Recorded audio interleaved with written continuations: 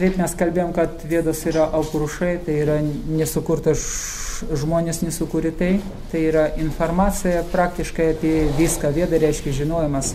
Ir taip pat Prabhupada sako, tai informacija apie dvasinį pasaulį. Pavyzdžiui, jeigu jūs niekada Australijoje nebuvot, bet jūs paimat autoritetingą knygą apie Australiją, jūs gaunat informaciją apie tai. Ir taip pat šventos asmenybės, kurie pertikė į Vedas, jie pertikė, jūs skaitot ir jūs susilietit su dvasiniu pasauliu. Šrila Prabhupada sakė, kad jeigu mes kasdien neskaitom, reguliariai neskaitom šventraščius, kažkokia ta solidi pažanga dvasiniai praktikai praktiškai neįmanoma.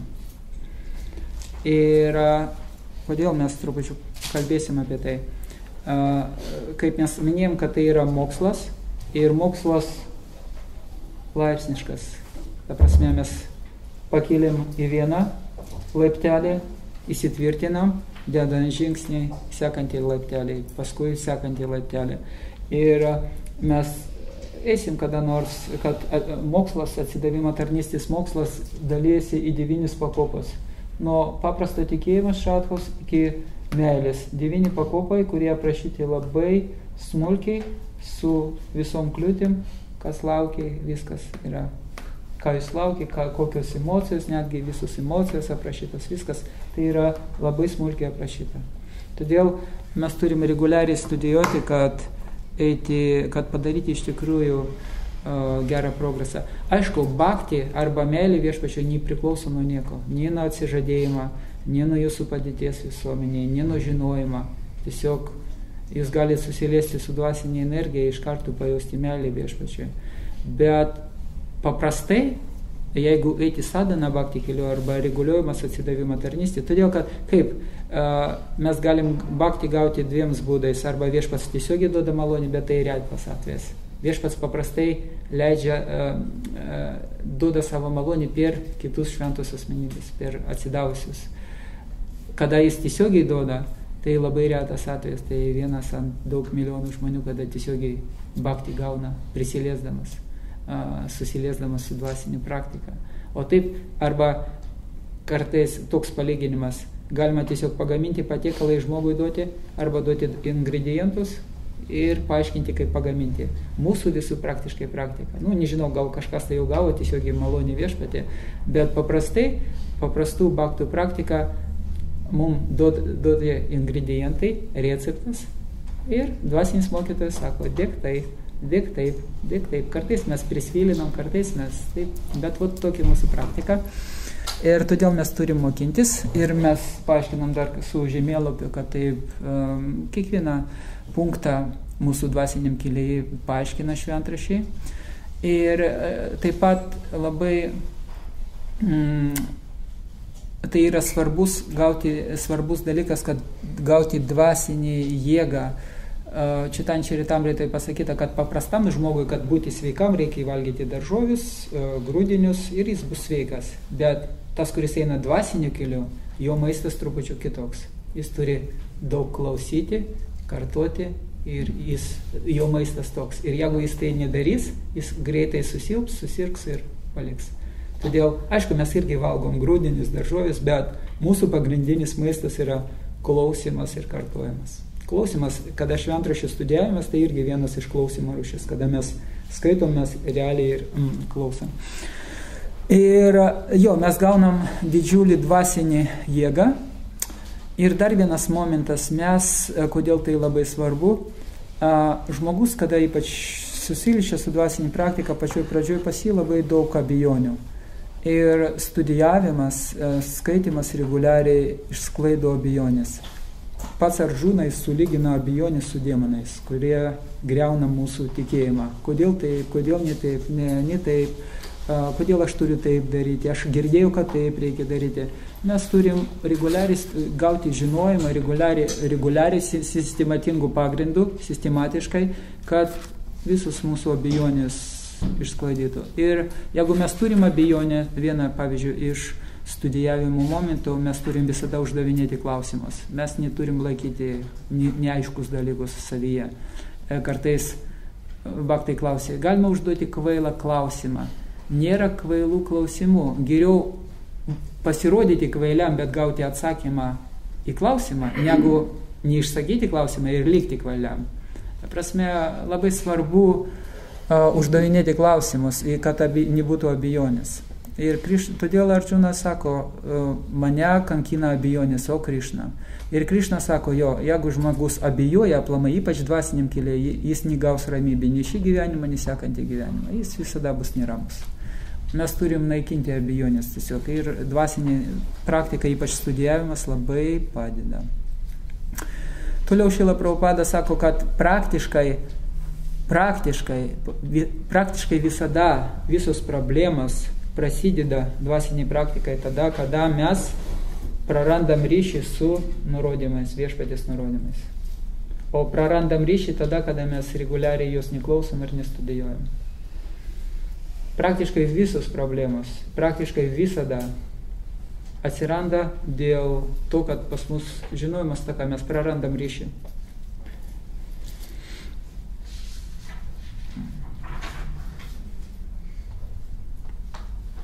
Čia buvo kažkokia labai graži istorija. Gal pabaigoje papasakosiu. Labai įdomi istorija, kada nedaklausom iki galo, į ką iš to išeina.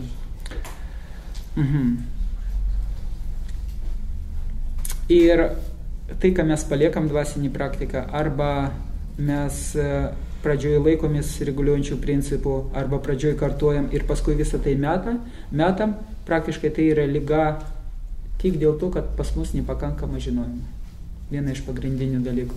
Nepakankama supratimo to žinojimo ir nepakankama aplamai žinojimo. Mes pačioj pradžioj mes veikim iš entuziazmo. Ir viešpats pačioj pradžioj praktiškai kiekvienam duoda avansą entuziazmą, pajausti tokį palaimą. Bet paskui reikia sąžiningai dėti pačiam pastangos, kad ant avanso nevažiuoti visą dvasinį kelią. Gal kažkam tai išeina, bet paprastai neišeina taip visiems. Reikia dėti sąžiningus pastangos ir viešpats vėl duos labai didelį skonį. Ir kuo daugiau mes progresuojam, tuo mes sugebam išsaugoti tą dvasinį palaimą ir skonį, tada natūraliai mus veža jau dvasinį praktiką.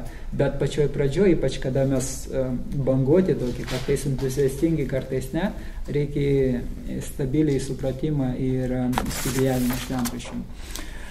Ir Šrila Prabhupada jis dažnai pateikė tokį pavyzdį, kad ta prasme dvasinė praktika tai yra dviejų dalykų sąjunga – filosofija ir religija, arba žinios ir ritualai. Ir Prabhupada sako, filosofija be religijos tik sausos spekulacijos, turi būti praktika.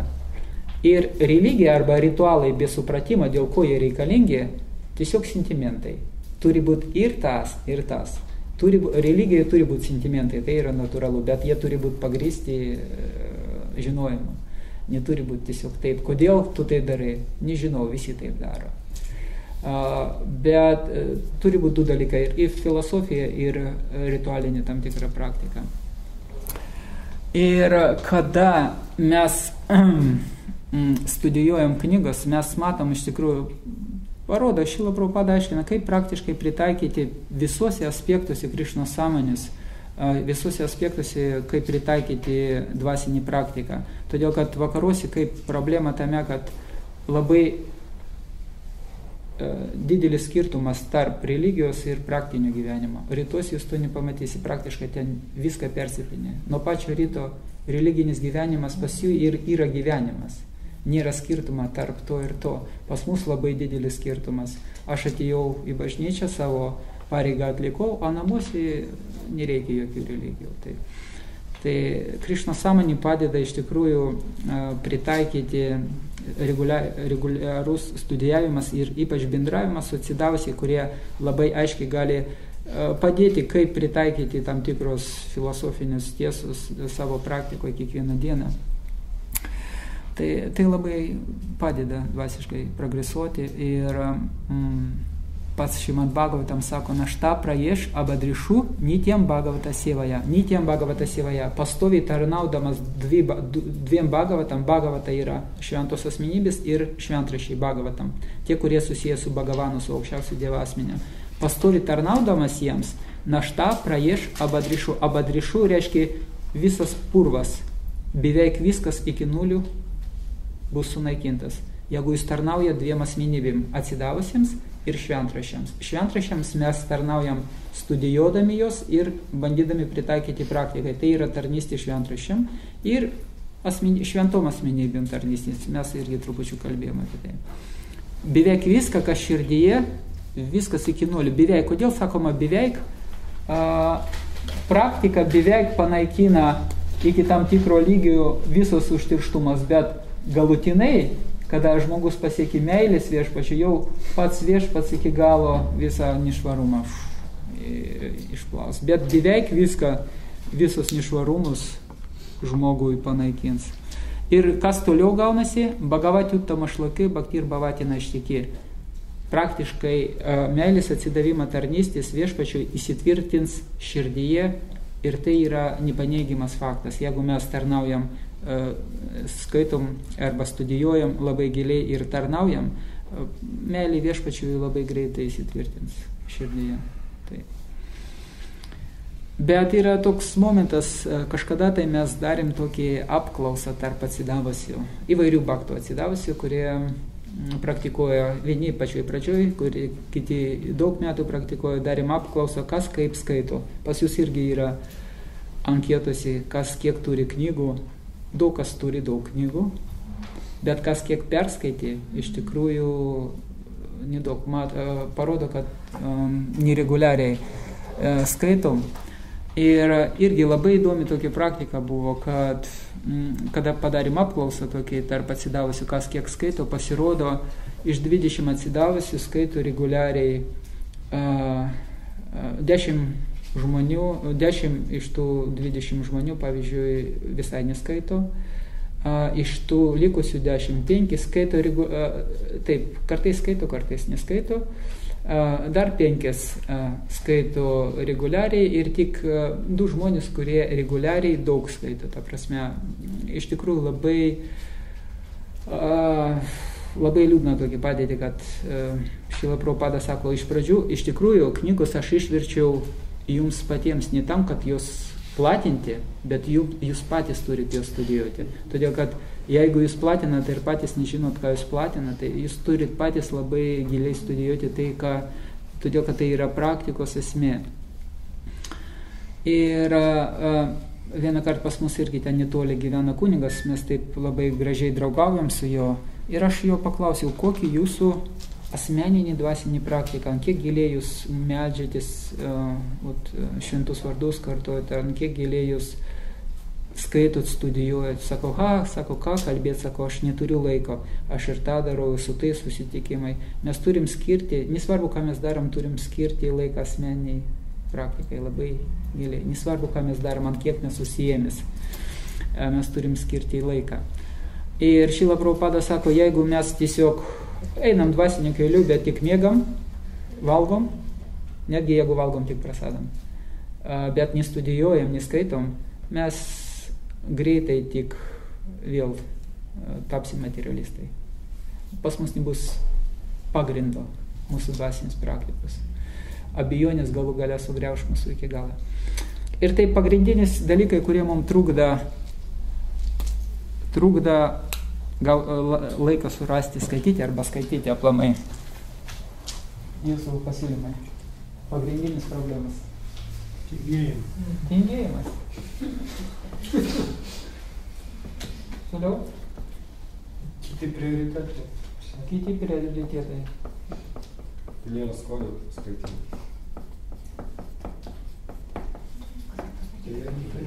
Nėra skonio.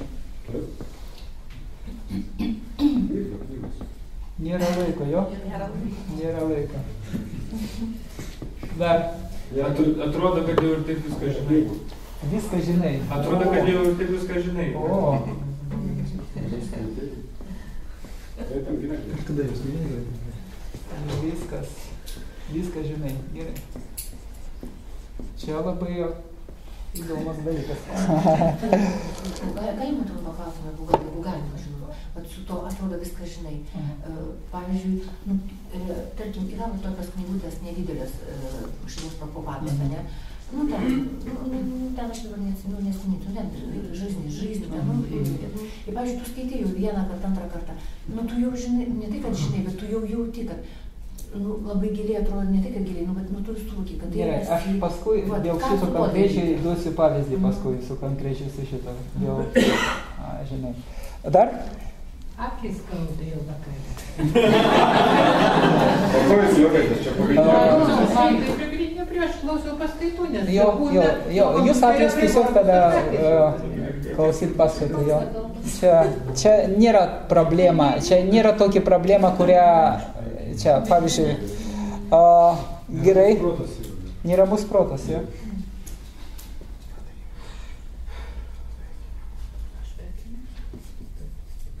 Mažai paveiksliukų knygos.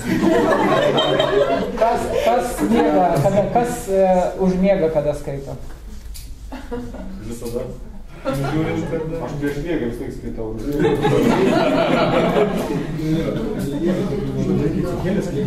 Kartais atsidavusi specialiai skaito, kad užmigtų. Aš manau, kad aš paskutinį metu bandau, pakeliu knygą ir užmigaliu. Dar anksčiau.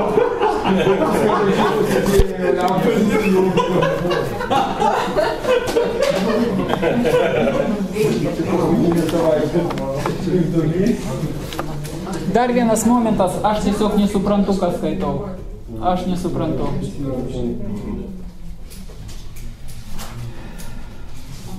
Aš nežinau, gal ne visus atsakysime šiandien, bet pabandysim atsakyti į visus tokius momentus, reiškia. Aš galėčiau paklausti? Taip. Aš kad ne knygą, o džapą, kai pradėjau skaityti, man iškart miegas. Negaliu skaityti. Aš vaikštų, ar taip blogai. Jeigu mėgat, geriau vaikščioti be abejo. Jeigu mėgat, kartais žmonės galvoja, geriau sėdėsiu, svarbu sėdėti. Todėl Čitanja Mahaprabhu sako, nors Krišna įdėjo visos energijos į savo šventą vardą ir nėra griežtų regulų ir taisyklių, kad kartuoti. Visos regulos ir taisyklios tik tam, kad padėti kartuoti, bet tai jie nėra absoliuti tiesa. Jeigu žmogui neišeina kitaip, jis kitaip kartuoja. Bet jie padeda, pavyzdžiui, anksti ryte daug geriau negu vakare. Bet jeigu jūs visai nekartuojate, tai vakare geriau kartuoti negu jūs nekartuojate. Jo. Ta prasme, tai... Aš prašau, aš skaičiu, kad tos taisyklės tai yra, galima daryti kažkokius išskirtinumus, bet ne džapai. Čia dabar Mahanytis Vanius skaičiau tokia citatas, kad jis sako, kad tai netgi yra išžydimas, jeigu tu vaikštai. Man įdomu būtų paklausti, todėl kad daugybė kitų dalykų jo. Jeigu jis sako, tai reiškia svarbu atkreipti į tai dėmesį. Tikrai su Maharadžu aš neprieštarausiu jam, jeigu jis taip sako, reiškia taip fantastika. Jo, jeigu, kaip Bhaktisiddhanta Sarasvati vieną kartą pasakė, geriau būti ligotam, bet su bhajanu arba sirgti, bet tarnauti Krišnai, negu nesirgti ir visai netarnauti. Viena žodžiu, taisyklės jie padeda, be jokios abejonės, bet atsidavimo tarnystės esmės jūs tam ir išmokot tą posmą, kad pagrindinis principas visada prisiminti Krišną, niekada nepamiršti. Visos taisyklės tik padeda tam pagrindiniam principui. Kada mes uždavinėjom klausimus dvasinio mokytojo dėl visų šitų dalykų, jis davė labai paprastą atsakymą, kad, aišku, mes pakalbėsim, kaip atskirai spręsti, bet jis davė bendrą sprendimą visiems dalykam tiem. Jis sako, kad, kažkas tai pasakė dėl prioritėtų.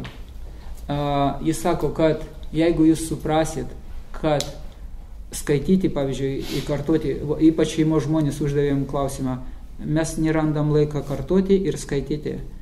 Jis sako, jeigu jūs suprantat, kad skaitimas ir kartojimas taip pat gyvybiškai svarbu, kaip valgyti ir miegoti, o valgyti ir miegoti mes visi randam laiką. Visi, visada. jeigu jūs suprantat, kad tai gyvybiškai svarbu, taip pat jūs visada surasit laiką. Ir jis toliau papasako, sako, jo, kūnui valgyti, miegoti tai yra gyvybiškai svarbu. Bet supraskit, kūnas jis tik vienam gyvenimui. Siela yra amžina ir jinai taip pat turi amžinus poreikius. Turi amžinus poreikius. Kūnas. Tai tam praktikai reikalinga, kad mes pradėtum kūno dėka mes darom sielos veiklą. Nusilenkimas tai ne kūnai. Kūnai palaikyti, nusilenkti nereikia. Tai realiai sielos veikla, kurią mes atliekam su kūnu, su jūslėmis.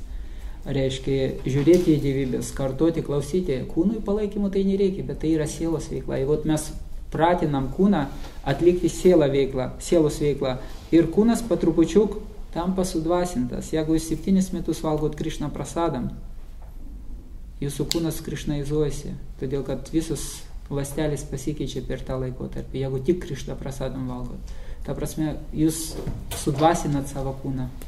Jūs pripratinat prie sielos veiklos. Todėl mes turim suprasti, kad siela turi poreikius irgi. Ir jeigu mes rūpinsimės tik narvu, bet nemaitinsim paukščiuką, tai narvas gali būti auksinis, bet paukščiukas numirs. Todėl mes turim suprasti, tai yra sielos poreikis klausyti apie Krišną. Ir jeigu anksčiau buvo tokius atsidavusiai, buvo tiesiog pakankama buvo išgirsti šrūti dharą. Pavyzdžiui, ateina išminčius skaityti paskaitą ir sėda daugybė, pavyzdžiui, 100 žmonių ir kiekvienas užduoda po vieną klausimą. Visi iš eilės, jis visus išklauso ir iš karto paskui atsako į visus 100 klausimus, todėl kad jis visus atsiminė. Mes nešrūti dharos, mums reikia viską skaityti po daug kartų ir rašyti.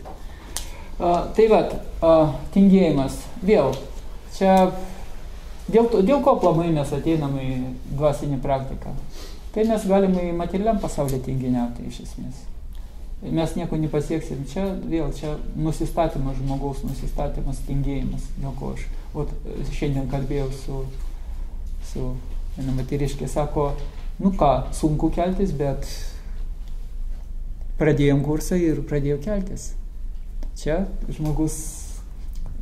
klausimas irgi, ką aš noriu iš to. Aplamai, Šrila Prabhupada sako, tikėjimas, tiesiog tikėjimas be praktiško pritaikymo, tuščio laiko švaistymas. Jeigu jūs atėjote tingėti, tai kam jūs aplamai atėjote?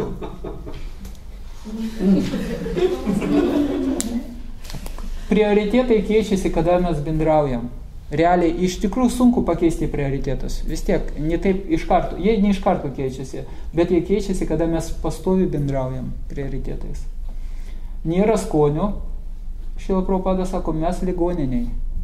Mums nepatinka gydytis ir gerti vaistą. Nors intelekto pagalba, patrupučiu, 15 minučių, gerai.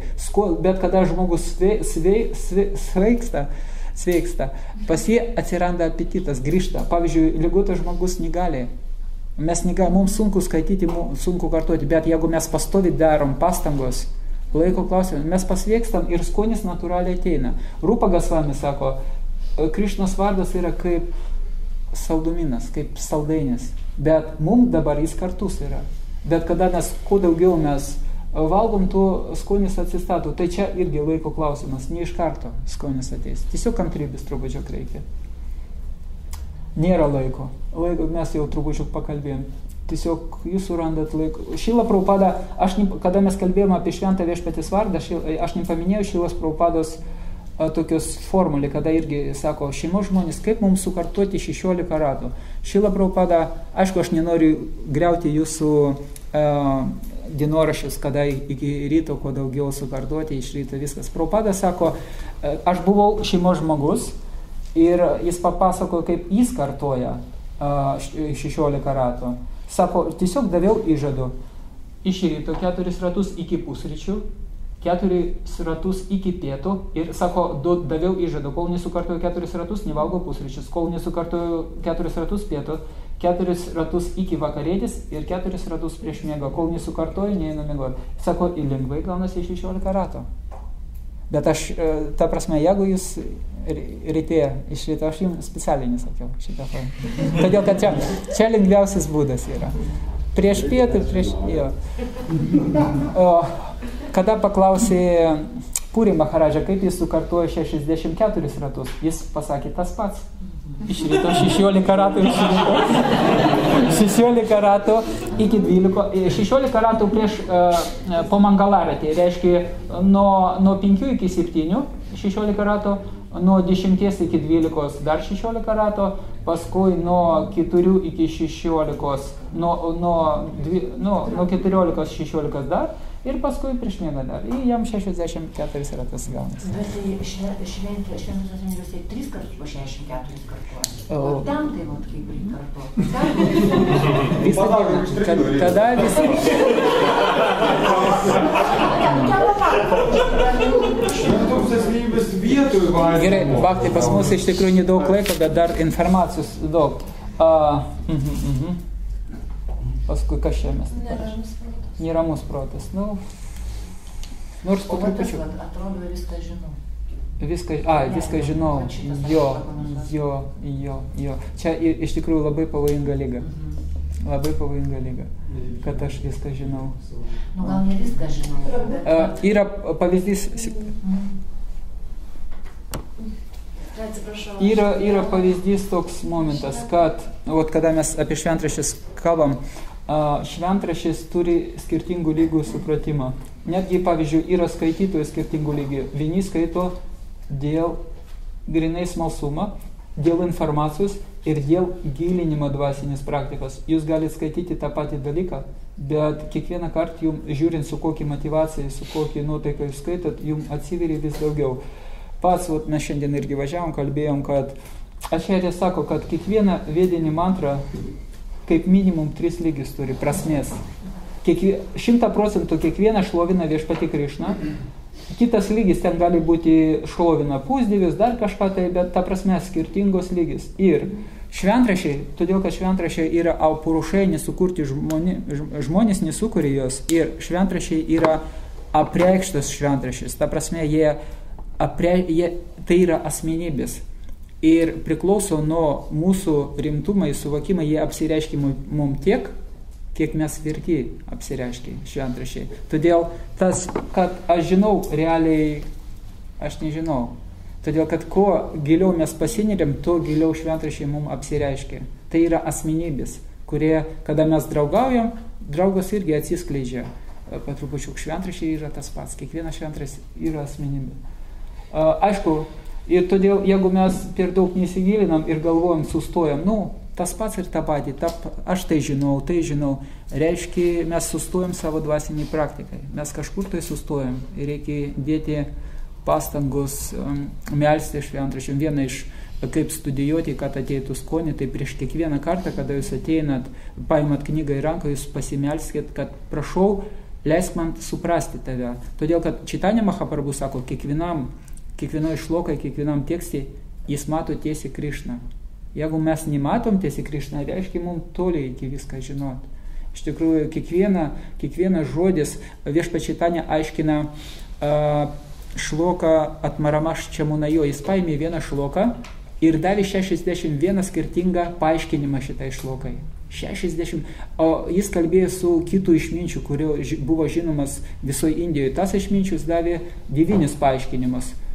Visi jau wow. O kada viešpats Čitanja nepakartojo ne vieną kartą tai, ką jis pasakė, jis dar 61 kartą paaiškina tą šloką. Bhaktisiddhanta Sarasvati vieną posmą davė paskaitas 30 dienų vienam posmui.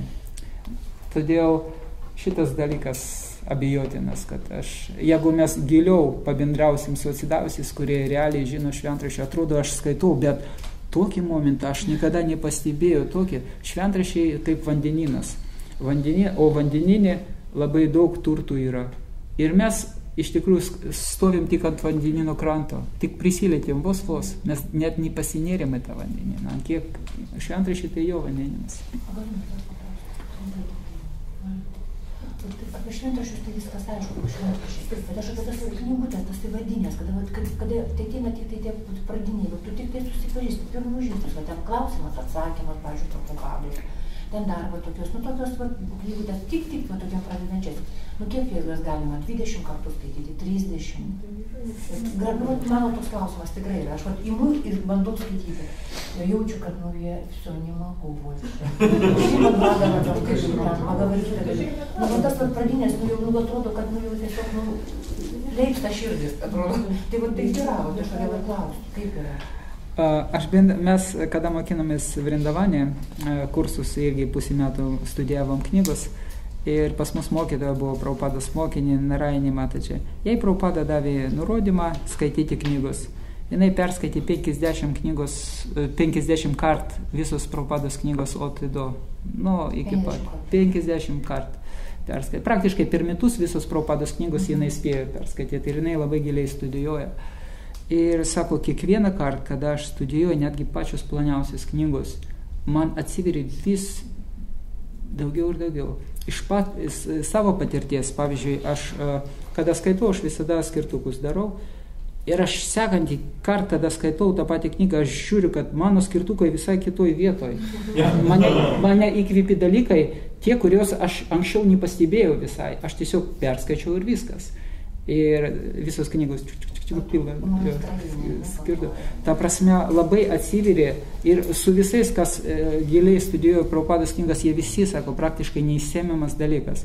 Ir Prabhupada sako, savo knygose aš daviau absoliučiai viską. Tiesiog reikia tam tikro laiko ir nuotaikos ir ateina supratimas. Tai vat mes turim melstis. Viešpats Brahma, kada viešpats Krišnas suteikė jam Vedas, jis prastudijavo, mes nepakankama tik skaityti. Jis išstudijavo jos labai nuodugniai keletą kartų Brahma, bet jis yra, jo kūnas iš intelektą padarytas, mums reikia studijuoti ir studijuoti. Tai vat, reguliariai skaityti, geriau tuo pačiu metu, kaip džapas mes skiriam laiką, tai ir knygą mes turim stengtis tuo pačiu metu. Jeigu ne, tai aišku, reguliariai. Reguliariai tai reiškia reguliariai, ne kartą per mėnesį, ne kartą per savaitę, reguliariai reiškia kasdien skaityti knygos. Taip? Norėjau paklausti, kažkada Gopinatka Prabhu man asmeniškai pasakė, sako, Gintarai, skaityk sanskritą irgi ir tą pažodinį vertimą, nes sako, tai lavina intelektą. Ir aš užsiparinau ir kiekvieną kartą skaitau ir noriu paklausti, ar tai tikrai būtina. Mes daeisim apie studijavimo tokius dalykus sanskritą trupučių vėliau. Gerai? Čia pas mus bus tokia. Kaip mes kalbėjom, galvoti apie tai, ką perskaičiau. Mes pačioj pradžioje kalbėjom, perskaitėm, išgirdom, apmastom ir pritaikom. Ir Šrila Prabhupada sako, tai, ką jūs perskaitėte iš ryto, tiesiog visą dieną, jeigu išeinam, galvokit apie tai, bandykit suprasti, ką jūs perskaitėt. Reiškia, apmastyti visą tai. Sekantis momentas, kad suprasti, jeigu jūs skaitot, visada turėkit tušinuką, lapuką ir užrašinėkit, ką jums nesuprantama. Vat vienas iš momentų, aš nesuprantu. Viską, ką jūs nesuprantat, užrašinėkit ir ateina proga, jūs uždavinėkit klausimą tiem, kas supranta. Bet, pavyzdžiui, dabar sakot, reikėtų daug skaityti. Bet jeigu tu perskaitysi vienu metu daug šlokų, tai yra galbūt per daug galvojimui. Gal užtenka vienos šlokos ir visą dieną nenešioti? Taip. Geriau, vėl, čia priklauso nuo žmogaus sugebėjimo. Kažkas tai skaito daug ir jis jau sistemą mato kažkokį tai. Bet galima skaityti nedaug, bet pastovi ir apmastyti taip jau. Čia irgi labai, bet svarbu pastovumas. Svarbu yra pastovumas. Tai va, užrašinėti ir uždavinėti klausimas, jeigu ką nesuprantama. Visada uždavinėti klausimus, ką jūs, ta prasme, jeigu nesupranta. Paskui, šitas dalykas mane labai visada įkvėpė, mes trupučiuk paminėjom, kad šventraščiai tai ne tiesiog informacija užrašyta ant lapo. Tai yra gyvas asmenybės. Ir jeigu jūs, tai gyvas asmenybės, kurie turi savo charakterį, savo ypatingos brožus, ta prasme, ypač netgi kiekvienas šloka, kiekvienas posmas yra labai ypatingas. Ir jie turi sąmonės. Tai yra gyvos būtybės realiai. Todėl mes neturim priimti informaciją tiesiog kaip žinia kažkokia, tai kaip paprastą materialį laikraščiai, aš perskačiau ir viskas. Tai labai gyvas dalykas. Ir kada mes meldžiamės, mes iš tikrųjų jie atsiskleidžia mums, kada mes studijuojam visą tai.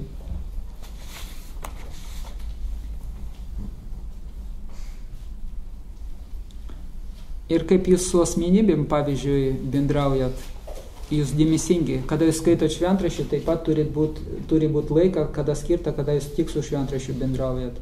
Pavyzdžiui, Akbaras vieną kartą sėdėjo mečetėje ir skaitė Koraną. Ir įbėgo moteriškė. Ir užkabina jį taip.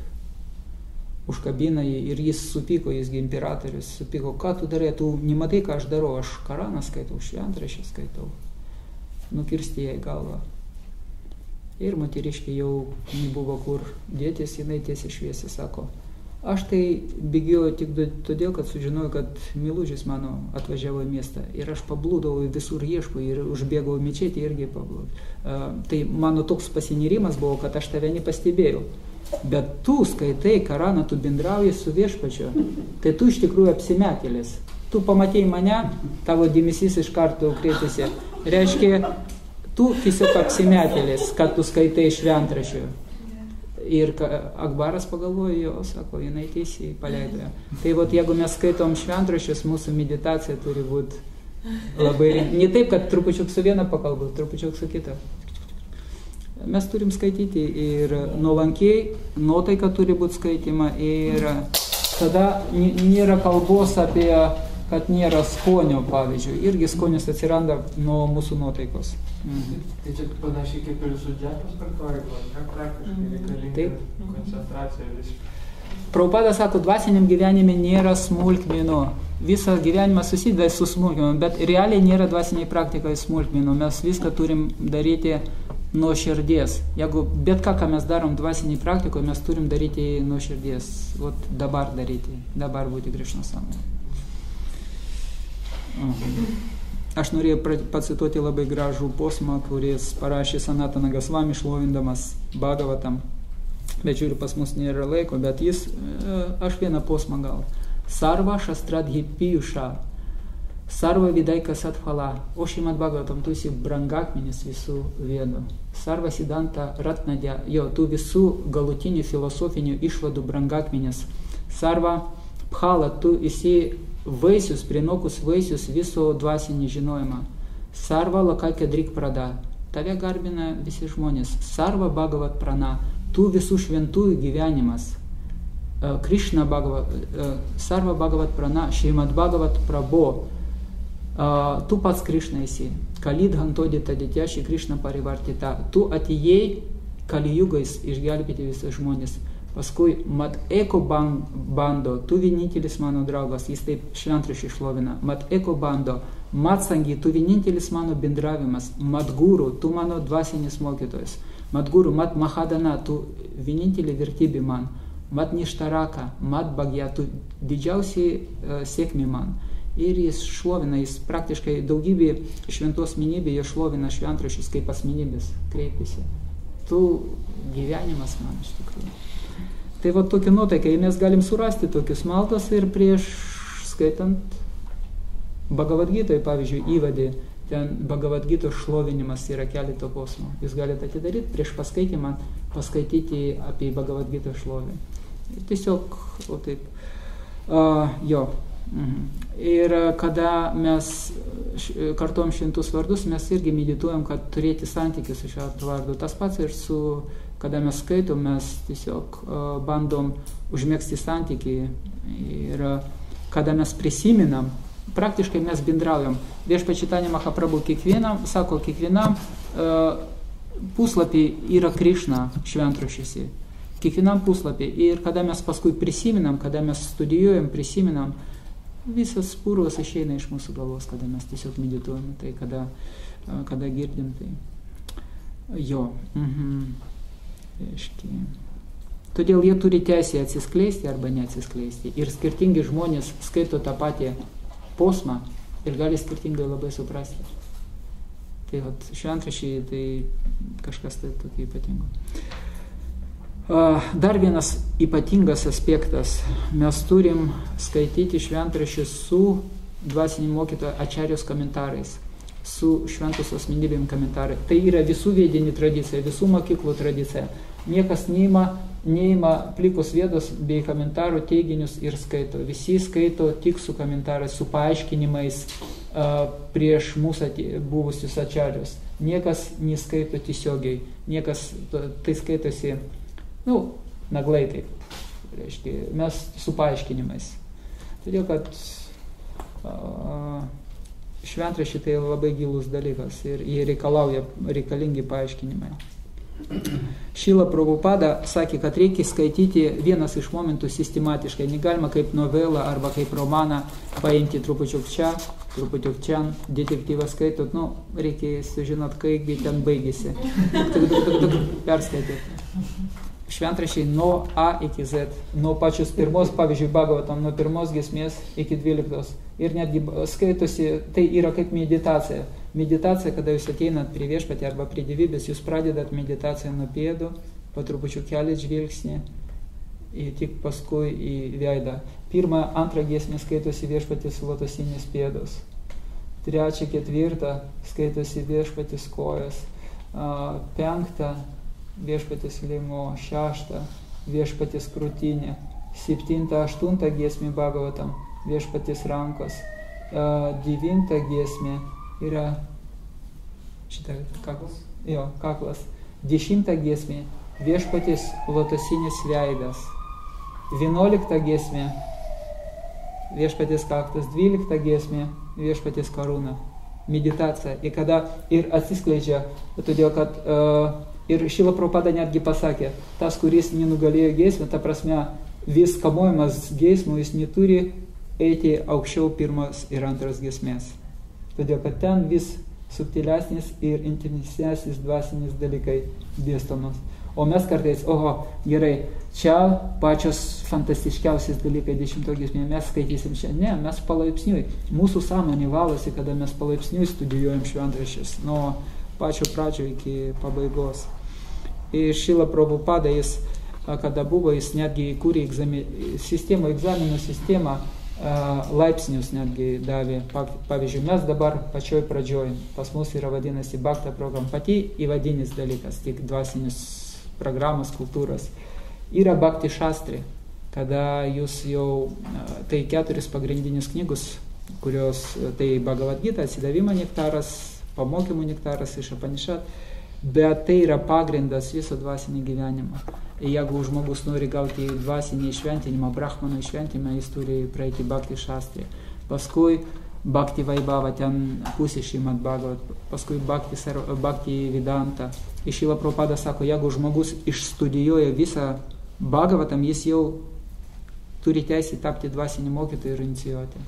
Prabhupada kvalifikacija tokia. Ir Bhakti Sarvabhauma, tai visos knygos, kurie jis išvertė, tai visą Čitanya Čaritamrita, tai iš tikrųjų labai gilus vandenynas. Jis davė visą sistemą ir įskonį pas mus iš tikrųjų daug vietose vyksta seminarai, nuodugniai studijuoti visus knygus. Čia priklauso nuo aktų poreikės, kiek pas jūs tas noras yra. Pakankama, Šila Prabhupada sako, kad dvasiškai tobulėti pakankama 4 knygos, tai Bhagavad Gita, Šrimad Bhagavatam, Čitanya Čaritamrita ir atsidavimo nektaras. Viskas yra, absoliučiai viską, kad mums pasiekti tobulumą. Bet yra žmonės, kurie pagal prigimtį daugiau nori. Jie gali studijuoti sanskritą, jie gali studijuoti gilintis, ačarių komentarų studijuoti. Bet taip pat viena labai svarbi praktika, kada mes studijuojam, mes neturim pagal tradiciją vedinį peršokti per savo mokytojus. Jeigu mes norim studijuoti mokytojus, kurie buvo daug metų prieš mūsų, daug šimtmečių prieš mūsų, jų komentarus studijuoti, mes turim prašyti leidimą dvasinį mokytoją ir mes turim labai giliai išstudijuoti Šilos Prabhupados knygus ir paskui mes galim studijuoti visą kitą, bet mes neturim peršokti mes turim gauti palaiminimą į leidimą, todėl kad kitaip šventraščiai irgi neatsiskleis mums. Visą tai labai lavina mūsų intelektą ir Krišnas sulygina žinojimą, Bhagavad Gita sulygina kaip su kardu. Ir jis Arjunai sako, tiesiog žinojimo kardu nukirsk visus savo neišmanimą ir abejonės. Jeigu žmogus studijuoja labai sistematiškai giliai, jis labai lengvai gali atskirti, kas yra blogai, kas nėra blogai. Jis labai lengvai gali gyventi savo gyvenimą. Jis mato aiškiai viską, ką jam reikia. Tai vat, vieną momentą aš praleisiu, jau nebus pas mus laiką. Dar vienas momentas labai svarbus. Kiekvienas šventraštis turi ypatingą vieną posmą, kuris vadinasi Paribhasa sutra. Esminį posmą, kuris perteikė, vadinasi Paribhasa sutra. Sutra reiškia aforizmas, į kurie, toks trumpas aforizmas, pora, 3 žodžiai, kurie sutraukta labai gili esmė. Paribhasa sutra. Pagrindinis posmas, aplink kurio sukasi visas šventraštis. Ir pavyzdžiui, jeigu jūs skaitat, kažką tai nesuprantat, jūs turit suprasti tą nesuprantamą dalyką susijęs su to pagrindiniu posmu. Jis būna paprastai labai aiškus. Pavyzdžiui, Bhagavad Gitoj pagrindinis posmas yra Sarva Dharman Paritejamam Ekam Sharanam Vraja. Krišna sako, tiesiog palik viską ir atsidok man. Ir netgi jeigu kitose vietose jūs galėsit skaityti apie tą jogą ir apie tą kaip valgyti, kaip miegoti, kiekvieną nurodymą jūs turit suprasti šitos šlokas arba šito posmo kontekste. O kas tarkim, ar jau yra nustatyta, kurie tai posmai? Jau yra kiekvienas šventraštis turi tą pagrindinį posmą, aplink kurio sukasi visas kūrinys. O kaip sužinoti, eksplotyvojant kažkaip? Aš galiu kol kas duoti 4 pagrindinius, tai Šrimad Bhagavatam, aš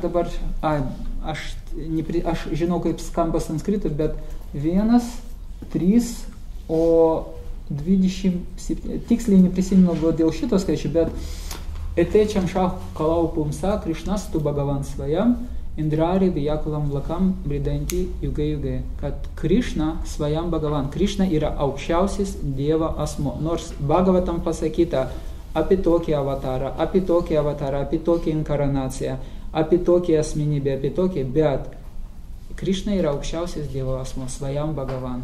Visas Bhagavatam kalba tik įrodo tik tai, kad jis yra aukščiausias Dievo asmo, absoliuti tiesa. Visas Bhagavatam. Ten gali būti daug istorijų. Pavyzdžiui, atsidavimo nektaras. Ten atsidavimo nektaras 1.11 pagrindinį šloką yra. Ten visas atsidavimo nektaras, taip ir pavadinimas, atsidavimo nektaras. Jis aiškina, kaip tarnauti viešpačiui. Ir šitą posmas aiškina, kad iškrito iš galo. Anya bilašita šunyam, gyana karmadė anavritam, anukuliena Krišnanu šilanam bhakti utamam. Kas yra tyra atsidavimo tarnystė? Tyra atsidavimo tarnystė yra tokia veikla, kur nėra priemaišos. Karminių norų, karminės priemaišų nėra, gyana filosofinių kažkokių tai priemaišų, nėra joginių kažkokių tai norų, jogų kažkokių tai priemaišų. Tiesiog vienas noras be priemaišo, noras patenkinti viešpatį. Tai yra atsidavimo tarnystė. Aš tiksliai šitą patikslinti reikia. Bhagavad Gita yra 18.66. Tai va, čia yra Paribhasa sutros, kurio labai svarbu. O kas išskyrė? Kas išskyrė, kad būtent jos yra? Tai Vyasadeva, kuris užrašinėja, iš tikrųjų Vyasadeva yra sudarytojas. Vienas iš momentų, dabar aš norėjau pereiti prie kodėl reikia mokintis atmintinai šlokos. Ir vienas iš momentų, kad anksčiau Vedos buvo tik girdėjo, tiesiog klausė. Nebuvo raštiškų dalykų. Raštas iš tikrųjų tai yra degradacijos požymis, kad pas mus atmintis labai silpnas. Žmonės tiesiog klausė Vedos ir tiesiog atsimindavo. Ir kada atėjo Kali Juga, Vyasadeva užrašė ir jis kaip užrašytojas jis skyrė pagrindinį momentą. Reiškia. Ir jeigu mes kažką tai neaišku, todėl kad dažnai žmonės tiesiog iš konteksto paima iš šventraščio, kad pateisinti savo poelgį, nuodėmį arba savo tiesą kažkokį tai prastumti, bet kiekvieną teiginį reikia žiūrėti susijęs su pagrindiniu posmu. Aiškiai. Ir be jokios abejonės tai reikia studijuoti, ta prasme atmintinai atsiminti. Kodėl tai reikia? Šrila Prabhupada, jeigu jūs paklausysit Šrilos Prabhupados paskaitos, jis pastovi cituoja sanskritą. Vieną kartą vakaruose paklausė žurnalistai, kodėl jūs pastovi cituojat sanskritą? Šrila Prabhupada sako, tai yra autoritetinga. Tai reiškia, kad aš savo nieko neduodu, aš tiesiog iš karto, todėl, kada Šrila Prabhupada sako, kada jūs sakot, aš manau, arba mano nuomonė, reiškia jūs niekšas.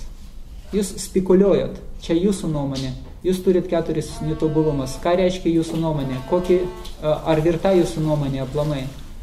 Ir todėl irgi kitas žmogus pasakė, Svamidži, kodėl jūs pastovi cituojat, jūs kažką tai nuo save pasakykit. Prabhupada sako, mano kvalifikacija nekalbėti nuo save, o pagal parampara sistemą nuo viešpaties Krišnos, nuo visų dvasinių mokytojų, aš tiesiog perduodu tokį žinojimą, koks jis yra.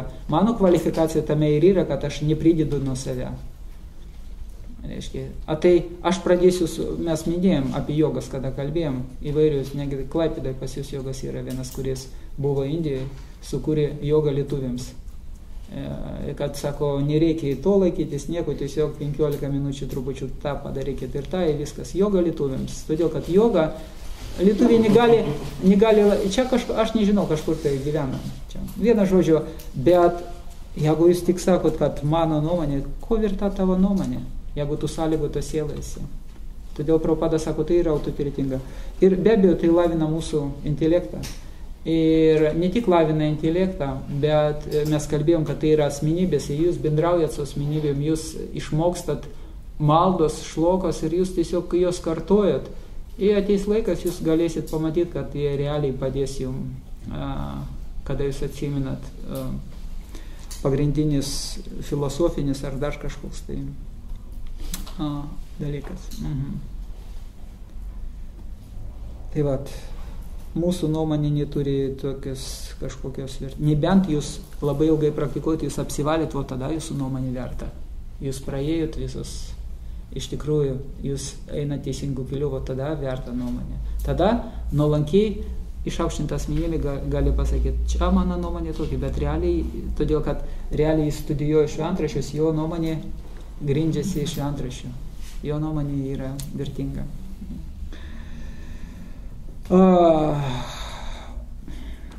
Jeigu norit, mes, aišku, laikas jau baigėsi, grinai kažkas tai klausė, kaip mokintis posmus. Realiai jos nereikia mokintis, jos reikia tik klausyti, jie patys įeina jausi. Labai paprastas metodas. Todėl, kad mes minėjom, mes gyvenom degradacijos amžiui ir mes gyvenom spausdintos produkcijos amžiuje, tai yra kalė amžius, kada mums informacija turi būti atspausdinta, kitaip mes neprisiminsim, mes 10 kartų turim skaityti, mes turim užsirašyti, mes informaciją pagrindė gaunam per regėjimą ir mes turim būtinai skaityti ir kada per regėjimą minusas yra tame, kad atmintis mums reikia prisiminti kažką tai, kad prisiminti, kad paveiksliuką prisiminti. Bet jeigu mes, pavyzdžiui, vedinį informaciją, visi iš pradžių klausė, aišku, atmintis krenta dėl to, kad mes gyvenam nuodėmingą gyvenimą, tai yra faktas, tai mes palaidą gyvenimą, pagrindė dėl palaidos gyvenimas, mes nesilaikom jokių regulų dėl seksualinių dalykų, tai praktiškai visą energiją, visą intelektą iššvaistam savo. Ir žmonės paprastai klausydavo, ir klausimui nereikia kažkokį tai ypatingą. Tiesiog žmogui pakankama kažkokia tai vibracija arba netgi vieną žodį priminti ir jis iš karto visą posmą prisimins. Labai paprastai. Ir yra, ta prasme, klausimas yra natūralus metodas prisiminimo. Ir vedinis mokslas buvo toks, kad tiesiog klausyti ir atkartoti, ir atkartoti. Ir toks metodas palieka viską, ką mes išklausėm keletą kartų, visam laikui palieka. Netgi jeigu jūs trupučiuk pamiršit ir tuo momentu neatsiminsit, bet vis tiek trupučiuk jums vieną žodžią prisiminti iš karto visą posmas. Tai nesudėtinga yra. Aš nežinau, galima išbandyti vieną posmą. Geriau mokintis, sako Čenakė pandita, dviesi arba triesi, kuo daugiau žmonių mokosi, to geriau. Dviesi. Vienam prašiau, bet irgi šitas metodas veikia. Pavyzdžiui, grupelį žmonių mes paimam vieną posmą ir vienas tik žiūri ir pasako vieną posmą ir visi atkartoja tą eilutį 10 kartų. Bet visi klauso, niekas nepažiūrinėja, vienas tik tas, kuris sako. Bhagavad Gita yra kur nors. Mes pabandysim išmokti vieną posmą, kurią pavyzdžiui. Tik 10, o tas kur 11, kur skaitos, nieko neišmoksta. Skaito. Aš tai supratau.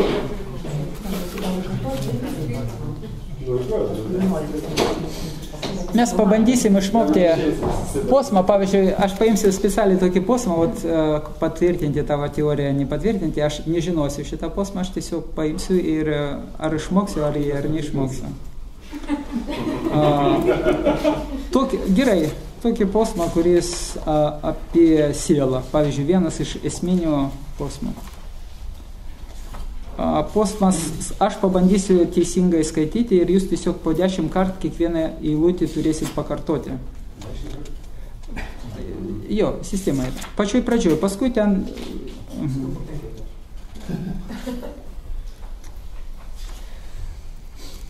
Posmas skambės taip, kaip įkūnytojo siela, būdama dar šiame kūne, visą laiką keliauja iš vaikystės į jaunystę ir senatvę, taip ir po mirties jį pereina į naują kūną.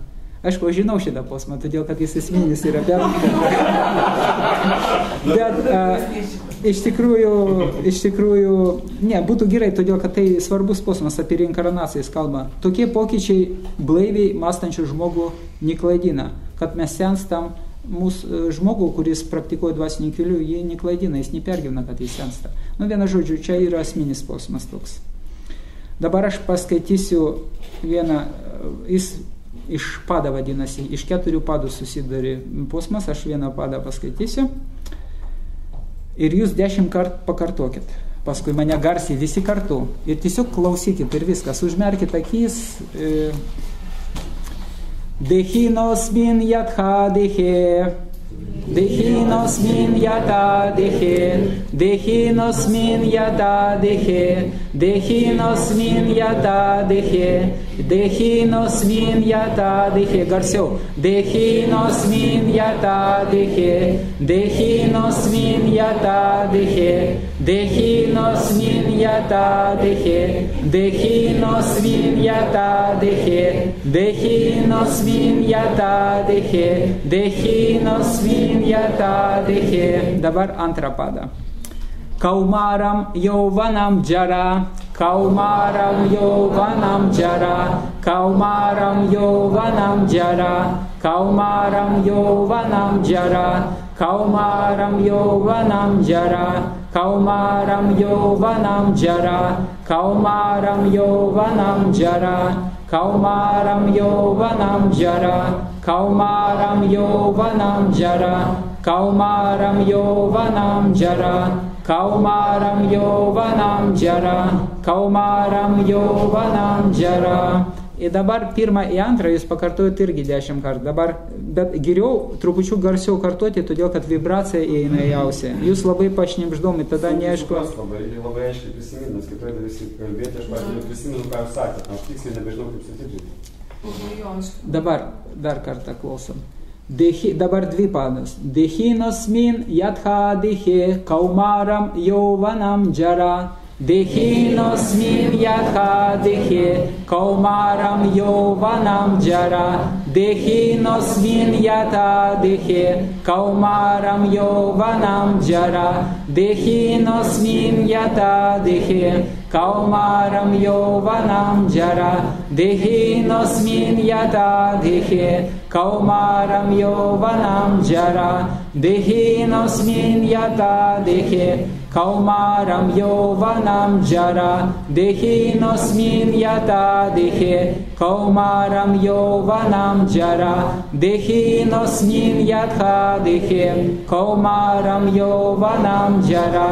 Dehinosmin yata dehe, kaumaram jauvanam džara. Kas prisimena 2 eilutės?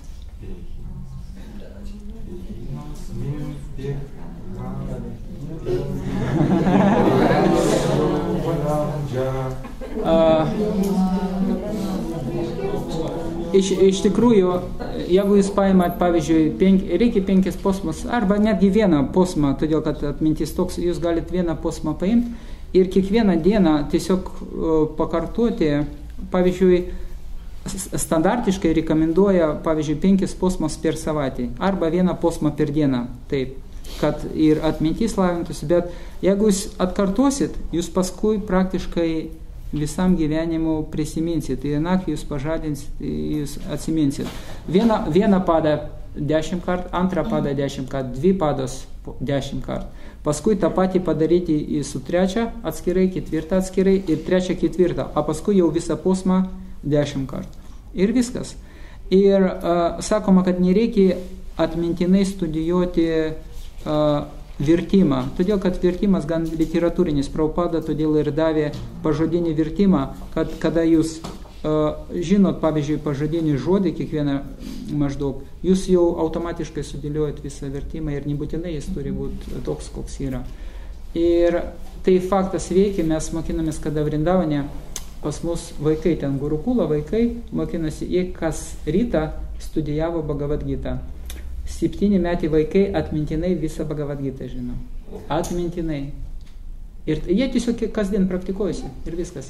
Mes, aišku, vyresniai buvom, mums gėda buvo, mes 10 dalies nežinojom, kaip jie žinojo. Ir tai veikia, todėl kad iš tikrųjų iš praktinės patirties daugybė posmų tai išmokta. Tiesiog, tokiu būdu, tiesiog laiką irgi skirti, arba vakarė, arba ryte, skirti laiką ir posmai labai lengvai atsimena. O paskui, ypač kada tu skaitai paskaitas, pamokslauji, naudoji, tai jie prisimena. Tai sanskritą reikia labai palanku studijuoti, todėl kad tai yra autoritetinga ir jūs iš tikrųjų jūsų žodžiai netušti, jūs palaikote jų iš šventraščių. Tai yra normaliai. Aišku, galima studijuoti visą tai, ką jūs įkvėpė. Yra pagrindiniai filosofiniai posmai, kurie tam tikros filosofiniai teiginiai, bet iš tikrųjų reikia skaityti tos, mokintis tos, kurie įkvėpė. Ir tu tada perskaitai, tai norisi vėl dvasiškai praktikuoti. Jeigu nuo mantros, dainuoji mantrą ir nuo savo vibracijų, paprasčiausiai malonumą jauti bedainuodamas. Džiai, labai gerai.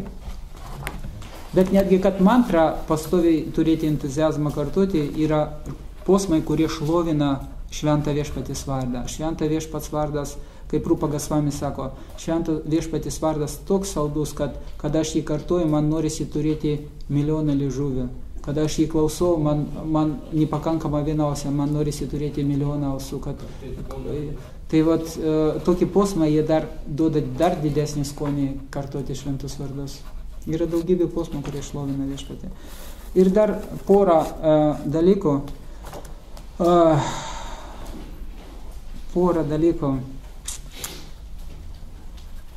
Šrila Prabhupada sako, paslaptis, kad suprasti šventraščius, yra praktinė atsidavimo tarnystė. Reikia pritaikyti tai, ką jūs skaitot, praktiškai. Yra daugybė indologų ir daugybė žinovų šventraščių, kurių jums, pavyzdžiui, atsidavimo nektaras su tokiem smulkmenom, su tokiom terminom, jie aprašys visą meilę viešpačiui, kaip jinai pasireiškia, taip smulkiai aprašys, bet realiai jie patys, jie kaip mokslininkai žino tai, bet realiai praktiškai nepraktikuoja tai. Tai jeigu jūs norit, kad šventraščiai atsiskleistų, jūs turite tiesiog pritaikyti gyvenimą, tai ką jūs praktikuoti. Jūs turit praktikuoti. Ir Šrila Prabhupada sakė, kad suprasti knygos reikia tarnauti misijai. Ta prasme, reikia atlikti atsidavimo tarnystės praktiką. Reikia susirinkti su atsidavusiais, dainuoti, reikia aukoti maistą, reikia klausytis, reikia bendrauti, reikia, ta prasme, praktiškai pritaikyti. Tada šventraščiai vis labiau atsiskleisi. Tada, kuo daugiau jūs skaitysit, to vis kitaip jūs suprasit šventraščius.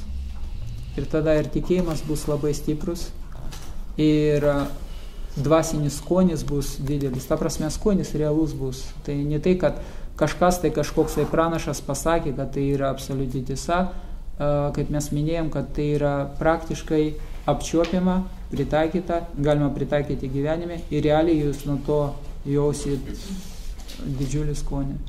Ir kuo giliau jūs praktikuojate, tuo giliau šventraščiai jums atsivers. Tai yra keletų tokių dalykų, apie kurią šiandien kalbėjom. Gal yra kokį papildymų, klausimų? Aš nenoriu jūsų užlaikyti. Paukščiukai pačiulbėjo, kad šiandien pats ypatingai atsidavusi gimtadienis yra. Šnipai, paukščiukai. Tai yra Bhakta karalis. Hari Hari o! Hari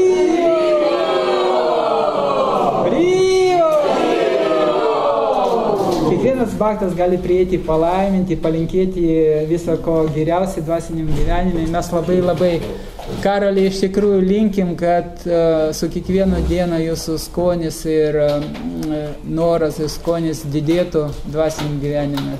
Tai vat, bhaktai, jums nuostabi dovanytė, prašom.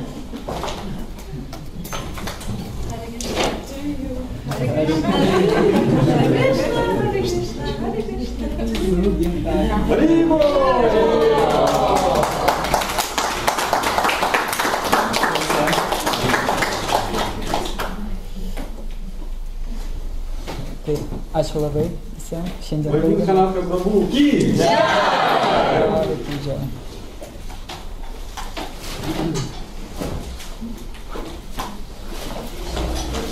Bhakta karalis ki jai!